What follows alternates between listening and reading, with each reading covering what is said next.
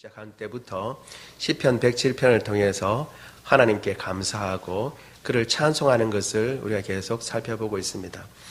하나님께 감사해야 하는 이유는 그가 선하시고 그 인자하심이 영원하시기 때문이다 라는 것을 우리가 살펴보았습니다. 선하시다는 말은 우리가 생각하는 것처럼 착하다라는 의미라기보다는 원래의 가져야 할 성품과 모습을 그대로 가지고 있다. 토브라고 하는 그 의미가 바로 그런 의미입니다. 그러니까 하나님은 하나님다우시고 그리고 하나님다우시기 때문에 그분에게 감사드려야 하고 그리고 그 인자가 크시기 때문에 인자라는 말은 사랑의 다른 표현이라고 그랬습니다. 사랑인데 그 백성을 향하여 품으신 큰 사랑이다라고 우리가 살펴보았습니다. 그래서 그 백성이 범죄하고 지금 바벨론에 끌려가 있을 때라도 하나님은 그 사랑을 포기하지 아니하시고 멈추시지 아니하시고 은혜 가운데 붙들어서 다시 본래의 고향 땅으로 돌아오게 하시는 것, 그 죄를 용서하시고 오늘 본문에는 나와 있지 않지만 우리가 이미 읽은 거기에 나와 있죠. 거기에 보면 그들을 어떻게 속량하여 주셨다 이렇게 얘기를 하고 있습니다. 값을 치르고 구원해 주셨다는 것이죠. 그래서 그 놀라운 은혜를 생각할 때 그를 인자하심이다 라고 했는데 그 인자하심을 생각할 때 감사하지 않을 수 없는 것입니다. 우리가 지난 시간에는 그 인자하심 가운데 단순한 인자하심 뿐만 아니라 그가 기이하게 기적을 행하신다라는 것을 통해서 찬송해야 한다 그랬습니다. 그 기적은 뭐냐 하면 인자하심과 그 기적, 인생에게 행하신 기적은 놀라운 일들은 사실 마땅히 죄인이 벌을 받아 마땅하고 죄악 가운데서 재앙 가운데 행해야 하는 것이 있어야 하는 것이 마땅한데도 용서해 주시고 오히려 사랑해 주시는 것이 기적이다 이렇게 얘기를 했습니다. 도저히 이해할 수 없고 헤아릴 수 없는 것, 여러 가지 기적이 있지만 가장 큰 기적은 죄인이 용서받고 하나님의 자녀가 되는 것입니다.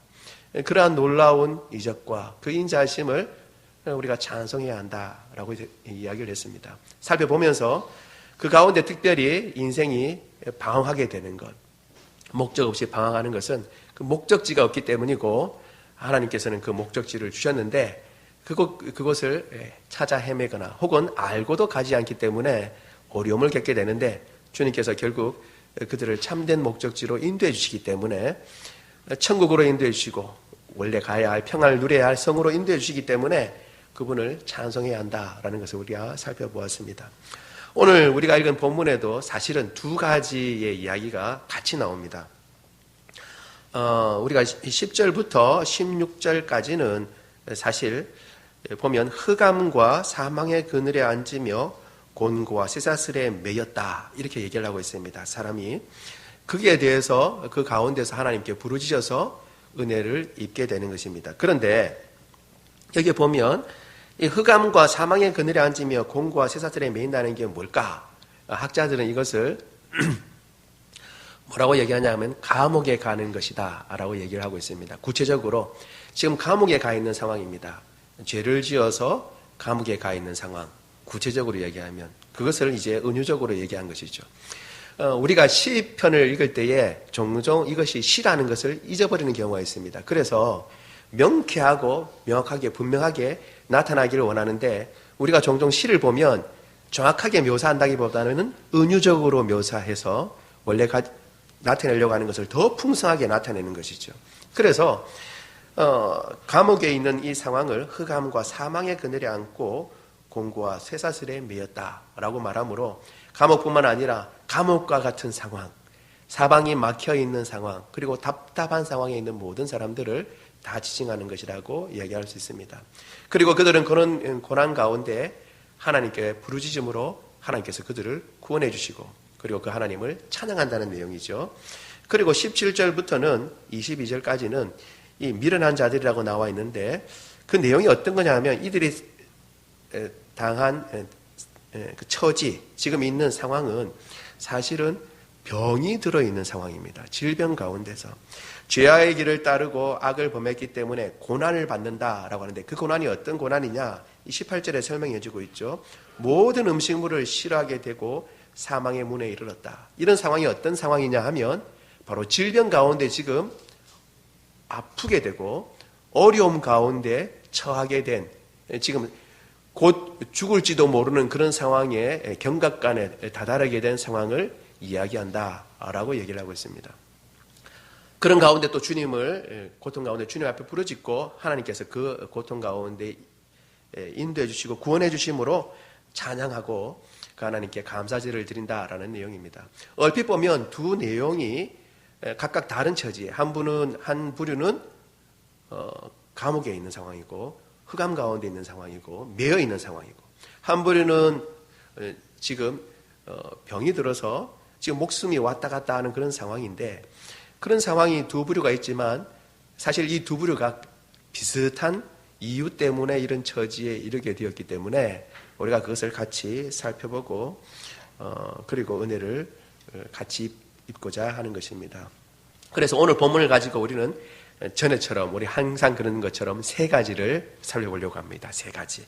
첫 번째는 고통과 고난에는 이유가 있는데 그것은 사람들의 죄 때문이다라고 하는 것입니다. 죄 때문이다.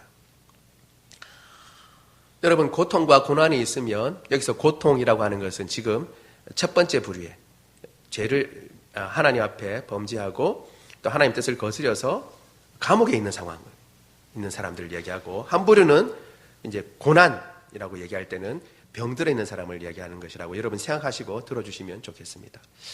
고통과 고난은 사실은 사람들의 죄 때문입니다. 그런데 이 고통과 고난 가운데 있으면 사람들은 보통 자신을 돌아보기보다는 뭘 돌아보냐면 주변을 돌아봅니다. 나를 이런 고통과 그리고 고난 가운데 다다르게 한 이유가 어디에 있는가, 밖을 보고 사람들을 원망하죠. 나를 이런 고통 가운데 집어넣은 사람, 원인이 된 사람들을 따져보고 그것은 바로 너 때문이다, 당신 때문이다 라고 그 탓하기가 쉽습니다. 심지어는 하나님을 탓하기도 합니다. 심지어는 하나님을 탓하기도 합니다. 저는 한번 이 성경을 이렇게 쭉 읽다가 하나님이 결국은 원인이 아닌가, 모든 것을 다 하나님이 주장하시면 결국 하나님이 원인이시니까 하나님이 괜히 고통도 주셨다가 그러면 고통 가운데 하나님 앞에 부르짖게 하시고, 오늘 패턴하고 똑같죠. 그런 한테 구원해 주시면서 자, 내가 너 구원해 줬어 이렇게 이야기하시는 것 같이 생색내시는 것처럼 보인다는 거예요. 사실은 고통을 누가 주셨다고요? 하나님이 주셔놓고. 그래서 이거 정말 불합리한 것 아닌가, 이거 하나님이 잘못하신 거 아닌가 라고 생각했습니다. 그런데 그렇지 않습니다. 우리 전도서 7장 29절을 같이 한번 읽어볼까요? 전도서 9장 27절 한번 7장 29절 띄워주세요.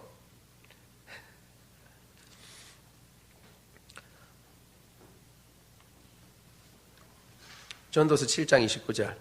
예, 같이 읽겠습니다. 시작. 내가 깨달은 것은 오직 이것이라. 곧 하나님은 사람을 정직하게 지으셨으나 사람이 많은 꾀들을 낸 것이니라. 아멘. 전도서에 보면 전도자가 이야기를 합니다. 깨달은 게 하나 있는데 그게 뭐냐 하면 하나님께서는 사람을 정직하게 지으셨어요. 정직하게 지었지만 선하게 지으셨다는 겁니다. 그런데 문제는 뭐냐면 사람들이 꾀를 낸 겁니다. 하나님에게는 죄가 없어요. 하나님은 잘못한 것이 없는데 사람들이 꾀를 내고, 하나님의 말씀이 이렇지만 그것보다는 내가 이렇게 하는 것이 더 유익하지 않을까.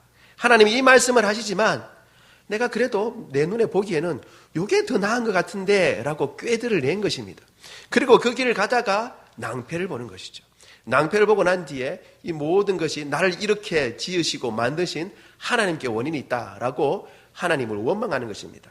그러나 하나님의 원망의 그 근원은 하나님께 있는 것이 아니라 내 스스로 잘못된 길을 행하고 내가 잘못된 길로 달려가서 악을 행했기 때문에 말미암은 고난입니다. 그것을 명확하게 할 필요가 있습니다. 하나님 그리고 다른 사람 이전에 나 자신을 돌아보아야 하는 것입니다. 나의 죄 때문이라는 것을 알아야 합니다. 그런데 이 가운데서도 우리가 한번 생각해 봐야 알겠습니다. 뭐냐 하면 모든 환난과 고통을 무조건 다 죄 때문이라고 생각하는 것은 조금 무리가 있습니다. 종종 우리가 이런 잘못된 생각을 갖는 경우가 많이 있습니다. 이 땅에서 일어나는 모든 불행한 일들이 무조건 다 영적인 것이며 죄와 연관되어 있다는 그런 생각을 가지는 것은 우리가 피해야 합니다. 왜냐하면 이 땅에 애매히 고난받는 사람들이 많이 있습니다.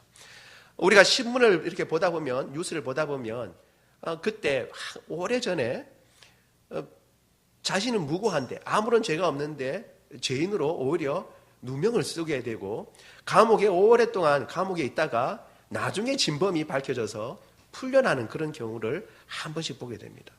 혹은 어떤 경우를 보게 되냐 그러면 어떤 사람들은 그 무고한 것이 나중에 이제 다 죽고 난 뒤에 그분도 돌아가시고 난 뒤에 사후에나 이제 무죄가 이제 밝혀지는 그런 황당한 경우도 우리가 보게 되는 것입니다.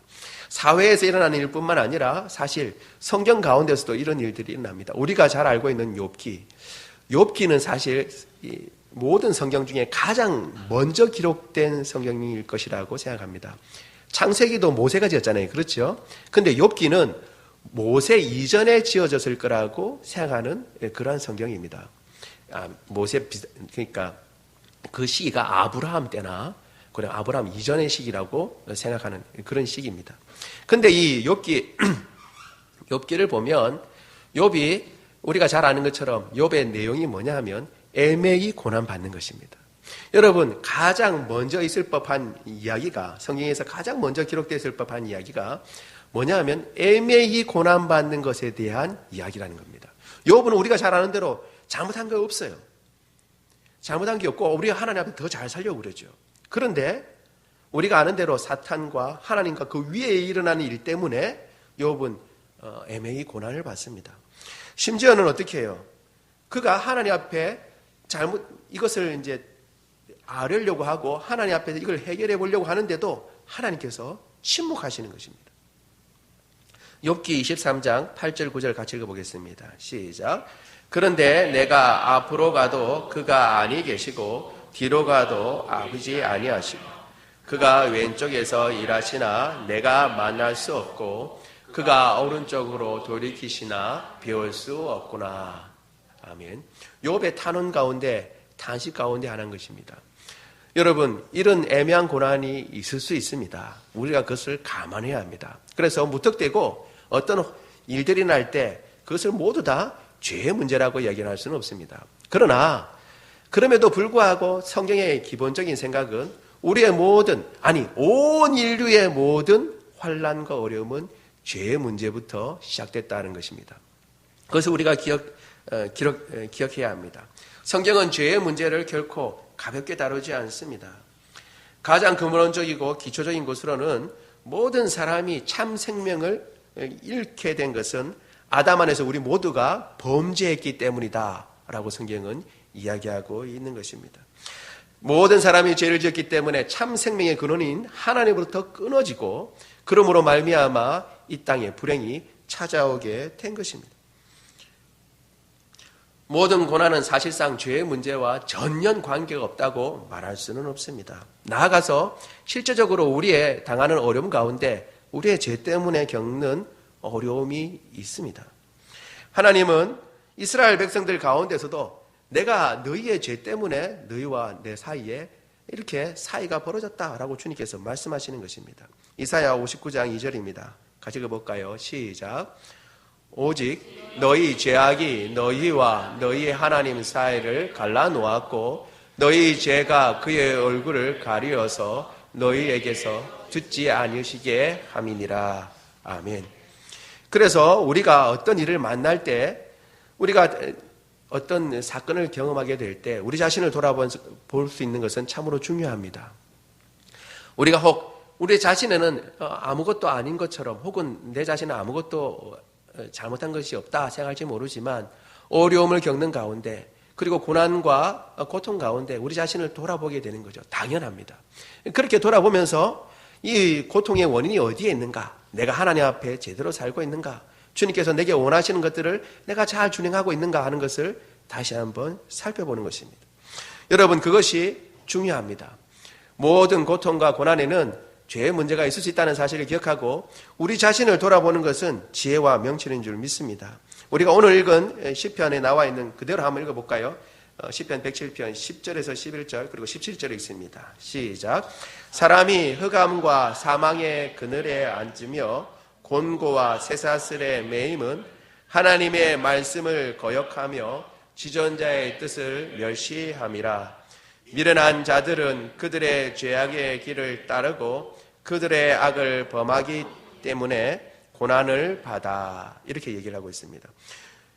악을 범하기 때문에 그리고 또 하나님의 뜻을 거스르기 때문에 어려움을 당하게 되는 것입니다. 그래서 이러한 사실, 어려움 가운데 있다는 것, 고통과 고난 가운데 있을 때에 우리가 우리 자신을 돌아보고 그리고 우리 자신이 어떤 잘못을 저지르는가 살펴보고 특별히 이것을 사인으로 생각하고 하나님께서 너 이런 문제가 있다. 너 이 문제 해결해야 한다. 라고 하나님의 사인으로 생각하고 그것을 그대로 받아들이고 내 자신을 돌아보고 그 안에 하나님께서 어떤 것을 원하시는가 살펴보는 것은 참으로 중요합니다. 영적인 사람들은 이런 일에 민감합니다. 그렇죠? 그래서 조그마한 일이 일어나도 우리가 자신들을 살펴보고 하나님의 뜻을 따르려고 노력하는 것입니다. 우리도 어떤 일들 만날 때에 그렇게 이렇게 나와 있는 오늘 본문처럼 이렇게 큰 일은 아니라 할지라도 매 순간순간마다 만나는 일들 가운데 우리 자신을 돌아보고 우리 자신이 하나님 앞에 부족한 점이 없는가, 다시 한번 새로 시작해야 할 부분이 없는가 살펴보고 혹 있다면, 없을 수도 있습니다. 욥처럼. 그러나 있다면 하나님 앞에 그 자리에서 주님이 원하시는 것이 무엇인가 돌이키고 회개하고 주님을 바라볼 줄 아는 저와 여러분 되기를 원합니다. 두 번째, 그렇기 때문에 고통과 고난조차도 하나님의 은혜다라는 것입니다. 우리가 생각해야 할 것은 이것입니다. 여러분, 놀라운 사실은 고난과 곤고와 쇠사슬조차도 하나님의 은혜의 산물이라고 하는 것입니다. 하나님은 모든 것이 합력하여 선을 이루도록 만드실 수 있는 분이신 줄 믿습니다. 그렇기 때문에 고통과 고난조차도 하나님께서는 사용하시는 것입니다. 그리고 그것을 우리가 잘 이해한다면 그것이 오히려 복이 되는 것입니다. 화인 줄 알았는데 화가 변하여 오히려 큰 복으로 바뀌는 것을 경험하게 되는 것입니다. 우리는 우리 자신이 스스로 잘못했기 때문에 딴 사람의 문제가 아니라 나의 문제죠. 내가 잘못해서 하나님 앞에 죄를 짓고 그 뜻을 고의로 어기고 심지어는 내 고집을 끝까지 부리고 그리고 죄악의 길을 달려가기도 합니다. 그러다가 결국 어려움에 봉착하게 되고 이 고통과 고난 가운데 있게 되는 것입니다. 그러나 그럴 때라도 그 자리에서, 그 고통의 자리에서, 그 고난의 자리에서도 하나님을 바라보게 된다면, 하나님 그 마음을 돌이켜 주님을 온전히 붙잡게 된다면 하나님께서 그 자리에서 고치시고 건지시고 인도해 주실 줄로 믿습니다. 그렇기 때문에 고통과 고난조차도 사실은 하나님의 은혜입니다. 오늘 본문에 보면 그 고통을 그들에게 주신다라고 얘기를 하고 있습니다. 오히려 12절에도 그렇죠. 그가 고통을 주어 이렇게 얘기를 하고 있습니다. 고통을 주면서 우리 마음을 놔주시는 것입니다. 그리고 우리가 무엇이 잘못되어 있는가를 알게 만드시고 우리 자신의 처지를 돌아보게 만드시고 하나님께로 우리의 발걸음을 인도케 하시는 것입니다. 이것은 우리가 고통과 고난 가운데 우리의 죄가 가볍기 때문에 아이고 막 이 정도면 됐다. 너희들 이 정도 고통 당하고 고난 당하면 됐으니까 이제는 하나님께서 은혜를 베풀어 주실게. 은혜를 베풀어 주마. 이렇게 해서 된 것이 아닙니다. 죄는 하나님의 뜻을 거스르는 것은 그리고 자기의 뜻을 고집하는 것은 하나님 앞에 큰 죄인 줄 믿습니다. 그리고 죄의 값은 우리가 보듯이 지난 시간에 살펴본 것처럼 사망입니다. 그리고 지금 이스라엘 백성 멀리 볼 것도 없이 이스라엘 백성들도 하나님 앞에 범죄하기 때문에 어떻게 됐어요? 포로로 끌려간 거예요. 자기의 원래 있던 그 약속의 땅에서 오히려 포로로 끌려가고 그들이 섬기며 그 안에서 예배드리던 성전도 무너지게 된 것입니다. 그렇게 생각한다면 죄는 무서운 것입니다. 그리고 그것은 참으로 피해야 할 것입니다. 성경에서는 죄의 모양도 피해라고 말씀하고 있습니다. 그렇기 때문에 죄가 크지 않아서 그런 것이 아니라 하나님의 은혜가 더 크고 놀랍기 때문에 우리가 이미 살펴본 것처럼 하나님의 자비와 인자가 더 크시기 때문에 그 고통과 고난마저도 오히려 축복의 통로가 되는 것이며 하나님의 은혜가 되는 것입니다. 그리고 그렇기 때문에 우리의 생각을 바꾸고, 고통 가운데 우리의 생각을 바꾸고 하나님 앞에 우리의 마음을 다시 다잡을 때에 주님께서는 그 마음을 사용하셔서 은혜를 부어 주시는 것입니다. 그리고 고통과 고난 가운데 우리는 종종 이 고통 고난 가운데 우리를 도울 자가 하나님밖에 없다는 것도 알게 되는 것입니다. 그전에는 내 힘으로는 할 수 있다고 생각하고 내 능력은 이 정도다.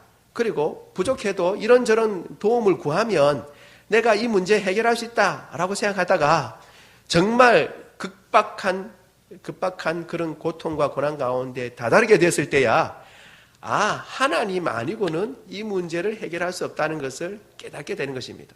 그래서 고통과 고난이 오히려 하나님의 은혜인 것을 알게 되는 것입니다. 여러분, 정말 중요한 문제에 있어서는 하나님 외에 어떤 것도 도움이 되지 못합니다. 우리 같이 한번 살펴볼까요? 시편 146편 3절로 6절입니다. 같이 한 목소리 읽어보겠습니다. 시작. 귀인들을 의지하지 말며 도우림이 없는 인생도 의지하지 말지니 그의 호흡이 끊어지면 흙으로 돌아가서 그의 날에 그의 생각이 소멸하리로다. 뒤에 없습니까? 그 다음에 5절 6절 시작. 야곱의 하나님을 자기의 도움으로 삼으며 여호와 자기의 하나님에게 자기의 소망을 두는 자는 복이 있도다. 여호와는 천지와 바다와 그 중에 만물을 지으시며 영원히 진실하심을 지키시며, 나오지 못했지만 지키시며 라고까지 나와 있습니다. 여러분, 여기 보면 귀인들을 의지하지 말고 도우림이 없는 인생도 의지하지 말라라고 나와 있습니다. 여기 보면 두 가지가 사람들을 의지하는 것이 두 가지 의미에서 지혜롭지 못하다는 것을 얘기해 주고 있습니다. 여러분, 우리가 도움이 필요할 때 사람들 찾잖아요. 그런데 사람들의 한계는 뭐냐면 첫 번째는 도우림이 없다는 것입니다. 의외로 힘이 많은 것 같지만 사람들이 도울 수 있는 한계가 정해져 있습니다. 그래서 도우림이 없습니다. 귀인들도 자기가 도울 수 있는 한도뿐이지 그 넘어서는 도울 수 없는 겁니다. 부모님들이 자주 경험하는 것이죠. 아이가 아파서 막 울고 어떻게 그 고통을 좀 감해주고 싶은데 도와줄 수 있나요? 같이 울어주는 것 외에는 도와줄 수 없습니다. 아이의 고통을 내가 그 고통을 받고 아이는 편안하게 해줄 수 없어요. 한계가 있는 것이죠. 그래서 도울 힘이 없습니다. 사실은 우리가 자녀를 키워보면 우리가 자녀에게 해줄 수 있는 것이 그렇게 많지 않다는 것을 알게 되는 것입니다. 그런데 두 번째로 그뿐만 아니라 도울 수 있다 하더라도 영원히 진실함을 지킬 수 없습니다. 영원하지 않다는 것입니다. 사람은 영원하지 않습니다. 오늘 본문에 나와 있는 것처럼 호흡이 끊어지면 그날에 다음 날 가는 거 아니에요. 호흡이 끊어지면 그것으로 끝나는 것입니다. 끝나는 것이 인생입니다. 아무리 도와주고 싶어도 혹은 힘 있는 아빠 엄마가 힘 있고 능력이 있어도 어떻게 해요? 호흡이 끊어지면 그것으로 끝이에요. 더 도와줄 수 없는 것입니다. 이 두 가지 한계를 인생은 가지고 있기 때문에 하나님 외에는 참으로 도와줄 수 있는 그러한 존재가 없는 것입니다. 반면에 야곱의 하나님을 자기의 도움으로 삼으며 여호와 자기 하나님에게 자기의 소망을 두는 자는 복이 있는데, 왜냐하면 여호와는 천지와 바다와 그 중에 만물을 지으셨다라고 6절에 얘기를 하고 있습니다. 천지와 바다와 그 중에 만물을 지으시는 하나님은 능력의 하나님이신 줄 믿습니다. 사람은 그렇게 할 수 없습니다. 그러나 하나님은 능력이 있는 것입니다. 그 능력에 제한이 없습니다. 그렇기 때문에 하나님께 소망을 두고 그 하나님 앞에 마음을 다잡는 것, 이것이 복이 있는 것입니다. 뿐만 아니라 영원토록 진실함을 지키신다 그랬습니다. 사람은 한계가 있어 어느 일생 가운데 혹은 어느 시점에서만 도와줄 수 있을 뿐이지만 하나님은 영원토록 진실함을 지키시는 분이십니다. 그렇기 때문에 그 하나님께 소망을 두고 그 하나님께 돌이키는 것이 복입니다.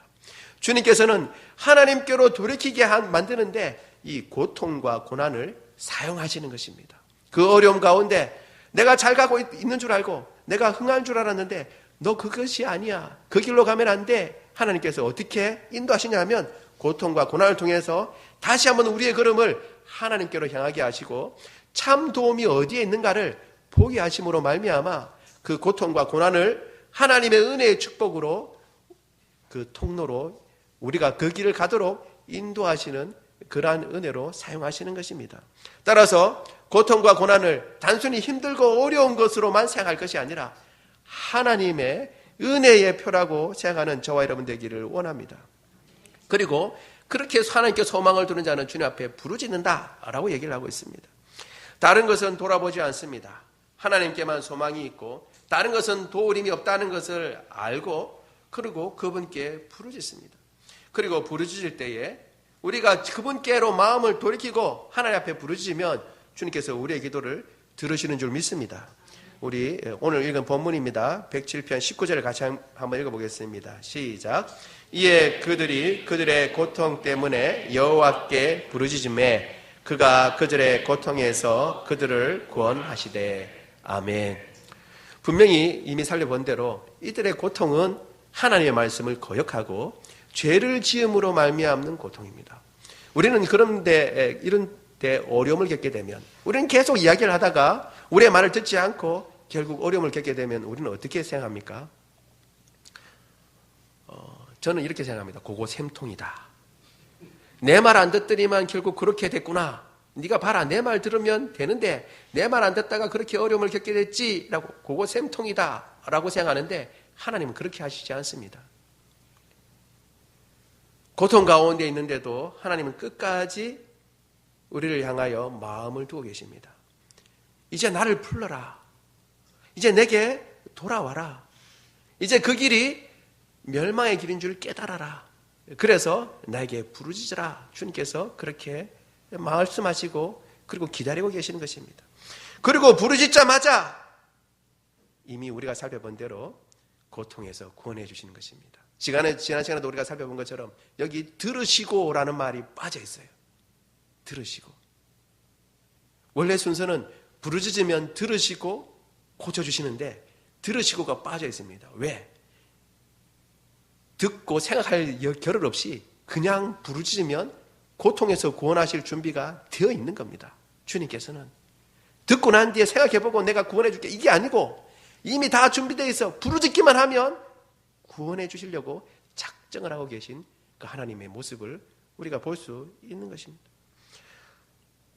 주님께 그러므로 주님 앞에 항상 어떤 어려움과 어떤 형편이든지 하나님의 은혜와 사랑은 멈춰서 있지 않고 항상 우리를 지키시고 보호하신다는 사실을 깨닫고 이 고통과 고난도 하나님의 은혜의 통로이라는 것을 깨닫고 주님 앞에 마음을 바꾸고 그분 앞에 부르짖어 그분의 도움을 구할 줄 아는 저와 여러분 되기를 원합니다. 세 번째 우리가 살펴볼 수 있는 것은 말씀으로 우리를 도우신다는 것입니다. 말씀을 보내어 고치시고 건지신다라는 것입니다. 여러분 말씀에는 능력이 있는 줄 믿습니다. 물론 하나님은 말씀으로 모든 만물을 지으셨어요. 그리고 지금도 그 말씀으로 모든 만물을 붙들고 운행하시는 줄 믿습니다.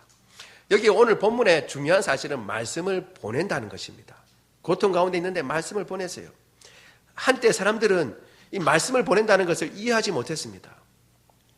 말씀을 보낸다는 것은 뭔가 하나님이 부족한 걸로 생각했습니다. 왜 부족한 걸로 생각했냐면 하나님께서 이 온 우주를 만드실 때에 완벽하게 만들었다고 생각했어요. 하나님 능력이 많으시니까 뭐처럼 완벽하냐면 아주 정밀한 시계처럼. 그래서 한때 사람들은 하나님을 정밀한 시계를 기계를 만드는 시계공으로 그렇게 생각을 했습니다. 정밀한 기계를 만들면 어떻게 해요? 손 볼 필요가 있어요? 없어요? 손 볼 필요가 있는 기계는 정밀한 기계가 아니에요. 완전한 기계가. 뭔가 잘못되면 어떻게 해요? 그 기계 자체 내에서 고쳐야 되죠.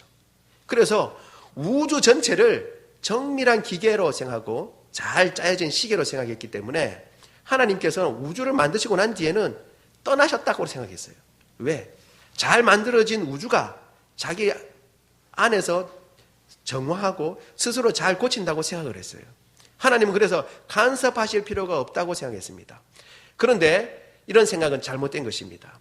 하나님은 만들어 놓으시고 떠나 계신 분이 아니라 만드시고 정밀하게 잘 만드셨지만 계속 말씀하시고 계속 돌보시고 계속 인도하시는 하나님이신 줄 믿습니다. 우리를 구원해 주시고 너 구원해줬으니까 이제 알아서 살아라, 그렇게 하시는 분이 아니고, 구원해 주셨을 뿐만 아니라 한 걸음 한 걸음 지키시고 보호하시는 하나님이신 줄 믿습니다. 그래서 하나님께서는 말씀을 보내시는 거예요. 늘 말씀을 보내십니다. 그리고 그 말씀으로 우리를 인도하시는 것입니다. 오늘 해가 동쪽에서 떠오른 이유는 하나님께서 계속 말씀으로 해를 붙잡고 계시기 때문에 동쪽에서 뜨는 것입니다. 여러분, 말씀을 보내신다라고 생각할 때 그럼 어떻게 말씀을 보내시는가? 여러분, 이렇게 생각할 수 있습니다. 그런데 이 말씀을 어떻게 보내시냐면 사람들을 통해서 보내는 것입니다. 우리 같이 시편 107편 20절 같이 한번 읽어보겠습니다. 시작. 그가 그의 말씀을 보내어 그들을 고치시고 위험한 지경에서 건지시는도다. 아멘. 우리가 이해하기 힘든데 말씀이 어떻게 고치고, 그렇죠, 지금 병자라 그랬잖아요. 병이 났다고 그랬죠. 질병을 말씀이 어떻게 고치고, 그리고 위험한 지경, 경각감이 지금 목숨이 왔다 갔다 하는데 건질 수 있느냐? 여러분, 이렇게 생각하기가 쉽습니다. 그런데 사실 하나님께서는 말씀을 보내셔서 이 일을 감당하신다고 오늘 본문에 이야기하고 있는 것입니다. 말씀은 선지자를 통해서 혹은 말씀 선포자를 통해서 말씀을 들려주시는 것입니다. 그리고 그 들려지는 말씀을 통해서 힘을 얻고, 그리고 용기를 얻고, 실제로 병도 낫습니다. 여러분, 말씀이 선포되는 가운데 그 말씀을 받고 그 말씀이 정말 내 마음 가운데 역사한다는 것을 굳게 믿는 사람은 말씀이 선포되는 가운데 설교 가운데서도 병이 낫는 경우가 왕왕 있습니다. 여러분, 우리가 종종 기도를 그래야만 병이 낫는다고 여러분 생각하는데, 물론 기도를 통해서 하나님께서 역사하십니다. 그런데 말씀을 통해서도 하나님께서 역사하십니다. 뿐만 아니라 우리가 사방이 꽉 막혀서 마치 감옥에 갇힌 것처럼 어찌할 수 없고 어떤 묘책도 나올 수 없는데 말씀을 듣다가 깨닫게 되어서 문제를 푸는 경우가 많이 있습니다. 하나님께서는 말씀을 통해서 우리에게 지혜를 주시고, 그리고 그 문제를 해결할 수 있는 그러한 힘도 주시고 능력도 주시는 줄 믿습니다. 말씀 자체에 힘이 있습니다. 여러분, 말씀에 능력이 있는 줄 믿으시기 바랍니다. 단순히 말씀이 이렇게 하나님의 말씀이 책 안에만 갇혀 있는 것이 아니라 이 말씀은 활동을 하고 역사를 하고, 그리고 아름다운 생명의 역사를 이루어 내시는 것입니다. 이것을 여러분 기억하시기 바랍니다. 히브리서에서는 그것을 이야기하고 있습니다. 히브리서 4장 12절입니다. 같이 읽습니다. 시작. 하나님의 말씀은 살아있고 활력이 있어 좌우의 날선 어떤 검보다도 예리하여 혼과 영과 및 관절과 골수를 찔러 쪼개기까지 하며 또 마음의 생각과 뜻을 판단하나니. 아멘. 이 구절 가운데 여러분 좀 의아한 구절 단어를 여러분 혹시 확인할 수 있습니까? 하나님의 말씀은 영적인 것이기 때문에 영적인 것만 여러분 생각한다고 생각합니다. 관여한다고 생각하죠. 그렇죠? 그래서 혼과 영, 이거는 하나님의 말씀이 역사한다고 생각하지만 관절과 골수까지도 역사한다는 것을 생각하지 못합니다. 오늘 분명히 관절과 골수는 뼈잖아요. 뼈. 이거는 물리적인 것입니다. 물리적인 것도 하나님께서는 찔러 쪼개기까지 하며 마치 의사의 손에 들려진 메스와 같이 그렇게 말씀이 역사한다는 것입니다. 그래서 우리의 연약한 부분, 우리의 약한 부분을 고치고 새롭게 하는 그런 활력이 있다고 이 히브리서는 분명히 이야기를 하고 있습니다. 마음의 뜻과 생각도 판단하는 것이 하나님의 말씀인 줄 믿습니다. 따라서 하나님께서는 그 말씀을 통해서 우리를 건지시고 인도하시는 것입니다. 여러분, 우리가 말씀을 읽고 말씀을 외우고 말씀을 공부해야 하는 이유가 바로 여기에 있는 것입니다. 이미 말씀드린 대로 기도뿐만이 아니라 이 말씀 가운데도 능력이 있습니다. 이 능력의 말씀을 항상 의지하는 저와 여러분 되기를 원합니다. 오늘 본문에 이렇게 하나님의 말씀 가운데 우리를 구원하시고 우리의 어려움 가운데서 우리를 인도해 주시는 그 하나님을 찬양하고 그 기이한 일들 때문에 그분을 높이라고 이야기를 하고 있습니다. 그리고 마지막에 우리 같이 한번 22절 같이 읽어볼까요? 시작. 감사제를 드리며 노래하여 그가 행하신 일을 선포할지로다. 아멘. 우리가 지난 시간에도 살펴보았는데 그 하나님의 행하신 일들을 기억하고 주님의 그 은혜를 생각하고 말씀의 능력을 힘입은 그 사람이라면 하나님께서 베푸신 그 은혜에 감사하고 그리고 그 은혜를 널리 선포하는 사람이 되기를 원합니다. 그래서 우리가 입을 열어서 이 관동뿐만 아니라 장유 지역에 하나님의 말씀, 그 복음을 힘차게 전해야 할 줄로 믿습니다. 여기 선포하다는 말 가운데는 어떤 의미가 있냐면 셈하다는 의미가 있습니다. 낱낱이 세어본다는 의미가 있어요. 그러니까 선포하는데 그냥 선포하는 것이 아니라 어떻게 해요? 하나님의 그 은혜를 낱낱이 세어보고 헤아려 보아서 그것을 가감없이 선포하고 그 일을 알린다라는 의미가 있는 것입니다. 하나님께서 우리에게 베풀어 주신 놀라운 일들, 곤고와 고통 가운데 있을 때에, 환난 가운데 있을 때에 우리가 그분을 돌아보고 그 은혜를 구하며 우리의 마음 자세를 그분께 향해 놓았을 때 그분께서 우리의 기도를 들으시고 말씀을 보내어 역사하시고 그리고 새롭게 하시는 그 은혜들 하나하나 다 헤아려 그것을 낱낱이 아뢰고 감사하며 주변의 사람들에게 선포하고 그것을 알릴 때에 하나님께서 큰 은혜 주실 줄로 믿습니다. 이것이 그 은혜에 감사하는 길이며 그 은혜를 찬송하는 길인 줄 믿습니다. 우리 모든 관동호산나교회 성도들이 이러한 주님의 은혜를 찬양하며 그 이름을 높이는 그러한 사람들이 되기를 원합니다. 말씀을 생각하며 우리 같이 기도하도록 하겠습니다.